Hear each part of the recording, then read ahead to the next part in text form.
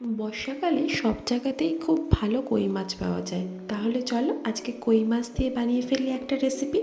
মাছগুলোকে ভালো করে কেটে গরম জল দিয়ে ধুয়ে নুন হলুদ মাখিয়ে নেব এবং কড়াইতে কিছুটা তেল দিয়ে গরম করে মাছগুলোকে এপিট ওপিট করে ভেজে নেব। আমি এখানে একটু বেশিই ভেজে ফেলেছিলাম, তোমরা চাইলে আর একটু কম ভাজতে পারো। আর একটা বাটিতে টক দই আর একটু চিনি ফেটিয়ে নেব।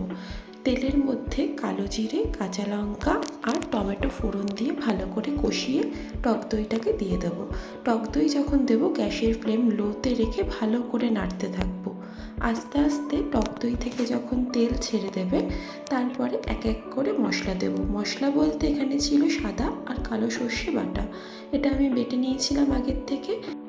এবার সর্ষের মধ্যে বেশ কিছুটা জল মিশিয়ে আমি সর্ষে বাটাটাকে দিয়ে দেবো। সর্ষে বাটা দিয়ে বেশিক্ষণ কষাবেন না, তাহলে তেতো হয়ে যেতে পারে। তাই জল দিয়ে সর্ষের ঝোলটাকে ফুটতে দেবো। আর এখানে কিন্তু আমি মশলা বলতে একটু লাল মরিচের গুঁড়ো ব্যবহার করেছিলাম আর কাশ্মীরি লঙ্কার গুঁড়ো ব্যবহার করেছিলাম।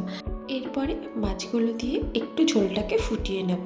ব্যাস, ঝোল ফুটে গেলেই তৈরি আমাদের তেলকই। এরপরে নামানোর সময় ওপর থেকে বেশ কিছুটা সর্ষের তেল ছড়িয়ে নামিয়ে নেব। হ্যাঁ, সর্ষের তেল যখন দেবে গ্যাসটাকে অফ করে নেবে। কেমন হলো আজকের রান্নাটা জানিও।